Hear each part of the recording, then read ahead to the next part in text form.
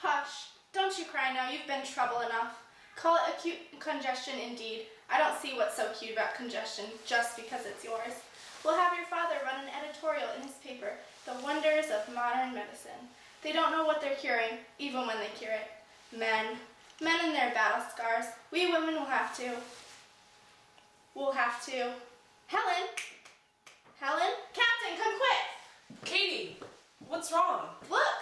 What, Katie? She's well. She needs only time to... She can't see. Look at her eyes. She can't see.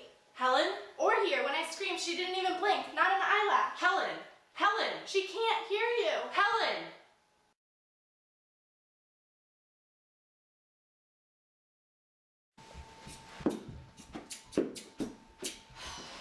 Helen! Give me those scissors. How does she stand it? Why haven't you seen this Baltimore man? It's not that you can let go on and on like the weather. The weather here doesn't ask permission of me, Aunt Ev. You should speak to my father. Arthur, something ought to be done for this child. A refreshing suggestion. What? Why, this very famous oculist in Baltimore I wrote you about. What was his name? Dr. Chisholm. Yes, I've heard lots of cases of blindness people thought couldn't be cured. He's cured. He just does wonders. Why don't you write to him? I've stopped believing in wonders. I think the captain will write to him soon. Won't you, Captain? No. Good money after bad, bad after good, bad after bad. Well, if it's a question of money, Arthur, now you're a marshal. You have this Yankee money. You might as well... Not money. The child's been to specialists all over Alabama and Tennessee. If I thought it'd do any good, I'd have her to every fool doctor in the country. I think the captain will write to him soon. Katie, how many times are you going to let them break your heart? Any number of times. What child? As long as there's the least chance of her to see or hear or There isn't. I think with your permission, Captain, I'd like to write. I said no, Katie. Why? Writing does no harm, Arthur. Only a little bitty letter to see if he can help her. He can't. We can't know that to be fact, Captain, until we write. Katie, he can't. Father stands up. That means it's a fact. You be quiet. I'm badgered here enough by females without your impudence. I might as well try to work in a hen yard than in this house. You really ought to put her away, Father. What? Some asylum. It's the kindest thing for her. Why, she's your sister, James, not nobody. Half sister, half mentally defective. She can't even keep herself clean. It's not pleasant to see her about all the time. How dare you complain about what you can see? This discussion is at an end. I'll thank you not to brush it again, Ev.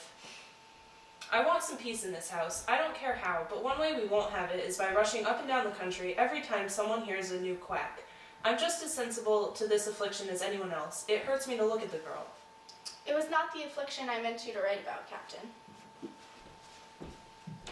Helen, my buttons.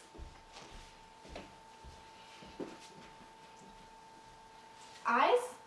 Eyes? She wants the doll to have eyes. My goodness me. She doesn't know any better, Ev. I'll sew them on again later. Never learned with everyone letting her do anything she takes it into her mind to... You be quiet.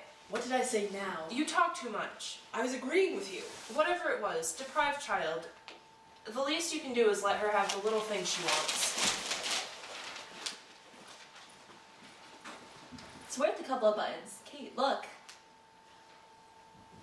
This child has more sense than all these men Kellers, if there's ever any way to reach that mind of hers. I see you've cleaned her up a bit. We're expecting someone for my Helen.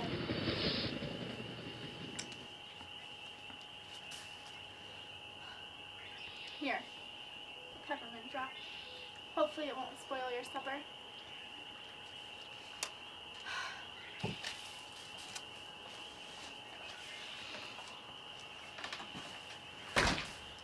Jimmy, Sir? you don't look dressed up for anything useful, boy. I'm not. It's for Miss Sullivan. Needn't keep holding up the porch. We have wooden posts for that. I asked you to move these strawberry plants hours ago. Instead, I'll be moving your Miss Keller to the station. Mrs. Keller, must you always address her as though you've never met the woman? Mother. I said mother. Captain, Evening, my lady. we're off to meet the train. Supper will be a trifle delayed tonight. What, again? With your permission. Of course. I'll be waiting here for you and our guest.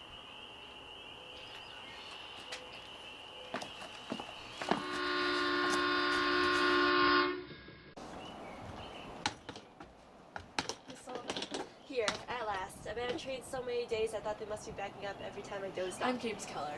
James? I had a brother named Jimmy. Are you Helen's? I'm half a brother. You're to be her governess? Well, try. You look like half a governess. Mrs. Keller, Miss Sullivan. We've met every train for the past 2 days. I change trains every time they stop. The man who sold me that ticket ought to be tied to the tracks. You have a trunk, Miss Sullivan? Yes. You didn't bring Helen. I was hoping you would. No, she's home. You live far from town, Mrs. Keller? Only a mile. Well, I suppose I could wait 1 more mile, but don't be surprised if I get out to push the horses. Helen's waiting for you too. There's been such a bustle in the house. She expects something. Heaven knows what. I expected a desiccated spinster. You're very young. Oh, you should have seen me when I left Boston. I got much older on this trip. I mean, to teach anyone as difficult as Helen. I mean to try. They can't put you in jail for trying. Is it possible even to teach anyone, deaf and blind, half of what an ordinary child learns? Has that ever been done? Half? A tenth? No. Dr. Howe did wonders, but an ordinary child? No, never. But then I thought when I was going over his reports, he never treated them like ordinary children. More like eggs everyone was afraid to break. May I ask how old you are? Well, I'm not in my teens, you know. I'm 20. All of 20. Mrs. Keller, don't lose heart just because I'm not on my last legs. I have 3 big advantages over Dr. Howe that money couldn't buy for you. One is his work behind me. I've read every word he wrote about it, and he wasn't exactly what you called me in a few words. The other is to be young. Why, I've got energy to do anything. The third is, I've been blind. Advantages. Well, some are the luck of the Irish, some do that. What will you try to teach her first? First, last, and in between language. Language. Language is to the mind more than light is to the eye. Dr. Howe said that. Language. We can't get through to teach her to sit still. You are young despite your years to have such confidence. Do you inside? No, to tell you the truth, I'm as shaky inside as a baby's rattle. Don't be. We'll do all we can to help and to make you feel at home. Don't think of us as strangers, Miss Annie. Oh, strangers are so strange to me. I've known them all my life. Welcome to Ivy Green, Miss Sullivan. I take it you are Miss Sullivan. My husband, Miss Annie, Captain Keller. Captain, how do you do? A pleasure to see you at last. I trust you had an agreeable journey? I had several. When did this country get so big? Where would you like this trunk, Father? Where Miss Annie can get at it, I imagine. Yes, please. Where's Helen? In the hall. We've put you in the upstairs corner room, Miss Annie. If there's any breeze in the summer, you'll feel it. And the suitcase? Oh, I'll take the suitcase. Thank you. Not at all, Miss Sullivan. I'll have it. I'd like it. I couldn't think of it, Miss Sullivan. In the South, you see, we Let me. view women as the flowers of civilization. I have something in it for Helen. Thank you. Now where is she? There she is. Come on, Helen.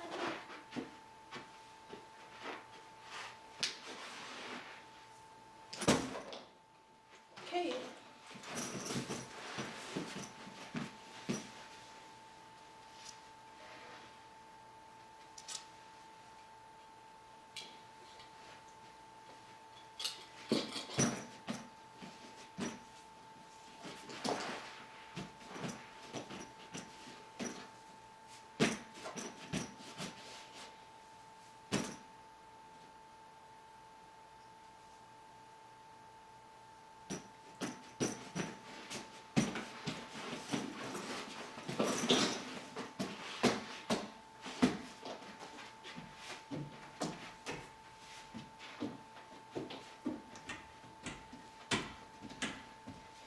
Well, She's very rough, Kate. I like her. All right, Miss Keller. Let's begin with the doll. D-O-L-L. Doll. You spell pretty well. Finding out if she's ticklish, she is. D-O-L-L. Doll. What is it, a game? An alphabet. Alphabet? For the deaf. D-O-L-L. Oh, how bright she is. Think she knows what she's doing?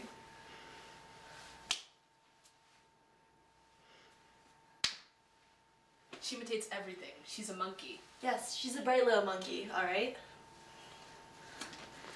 Come on, give it to me.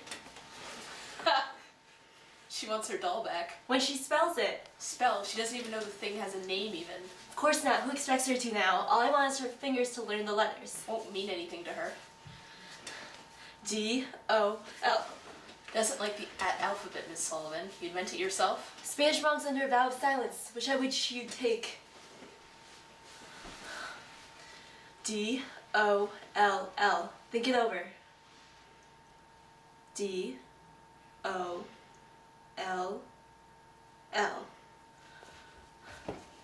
Imitate now, understand later.